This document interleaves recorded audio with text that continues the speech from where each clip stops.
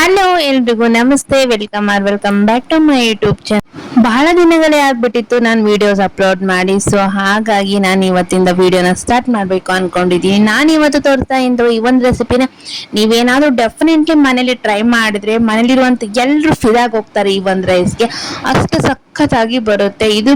ಸಬ್ಬಸ್ಗಿ ರೈಸ್ನ ಯಾವ ತರ ಮಾಡೋದು ನೋಡೋಣ. ನಾನಿವಾಗ ಸ್ಟವ್ ಆನ್ ಮಾಡಿ ಒಂದು ಪಾತ್ರೆನ ಇಟ್ಕೊಂಡು 4 ರಿಂದ 5 ಟೇಬಲ್ ಸ್ಪೂನ್ ಅಷ್ಟು ಎಣ್ಣೆನ ಸೇರಿಸ್ಕೊಂಡಿದ್ದೀನಿ.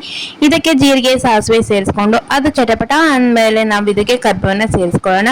ಕರ್ಬೇವು ಸೇರಿಸ್ಕೊಂಡ ನಂತರ 2 ರಿಂದ 3 ಬೆಳ್ಳುಳ್ಳಿನ ಜಜ್ಜಿ ಇಟ್ಕೊಂಡಿದ್ದೆ, ಅದನ್ನ ಸಹ ಸೇರಿಸ್ಕೊಳ್ತಾ ಇದ್ದೀನಿ. ಹಾಗೆ ಹೆಚ್ಚಿಟ್ಕೊಂಡಿರುವಂತ ಮೆಣಸಿನಕಾಯಿ, ಹಾಗೆ ಚಿಕ್ಕದಾಗಿ ಕಟ್ ಮಾಡ್ಕೊಂಡಂತ ಈರುಳ್ಳಿ ಸಹ ಸೇರಿಸ್ಕೊಂಡು ಲೋ ಫ್ಲೇಮ್ ಅಲ್ಲಿ ಇದನ್ನ ನಾವು ಫ್ರೈ ಮಾಡ್ಕೊಳ್ಳೋಣ. ಸಖತ್ತಾಗಿ ಬರುತ್ತೆ ಟೇಸ್ಟ್ ಅಂತೂ.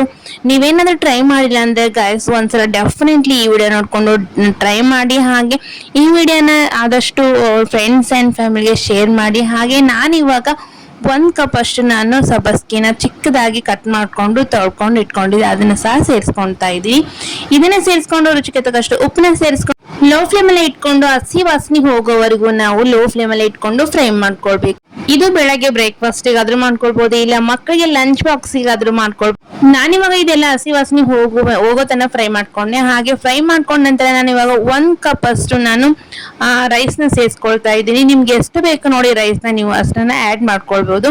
ಹಾಗೆ ರೈಸ್ ನ ಹಾಕ್ಬಿಟ್ಟು ಪೂರ್ತಿಯಾಗಿ ಮಿಕ್ಸ್ ಮಾಡ್ಕೊಂಡು ಮೇಲೆ ಸ್ವಲ್ಪ ಕೊತ್ತಂಬರಿ ಹಾಕಿದ್ರೆ ಸಬ್ಬಸ್ಗಿ ರೈಸ್ ರೆಡಿ ಅಂತಾನೆ ಹೇಳ್ಬೋದು. ಸಖತ್ತಾಗಿ ಬಂದಿರುತ್ತೆ. ನನಗಂತೂ ಈ ರೈಸ್ ತುಂಬಾನೇ ಇಷ್ಟ ಆಗೋಯ್ತು. ಹಾಗೆ ನಿಮ್ಗೆ ಏನಾದ್ರೂ ಈ ವಿಡಿಯೋ ಇಷ್ಟ ಆಯ್ತು ಅಂದ್ರೆ ಲೈಕ್ ಮಾಡಿ, ಶೇರ್ ಮಾಡಿ, ಸಬ್ಸ್ಕ್ರೈಬ್ ಮಾಡಿ. ಮತ್ತೆ ಸಿಗ್ತೀನಿ ಮುಂದಿನ ವಿಡಿಯೋದಲ್ಲಿ. Thank you for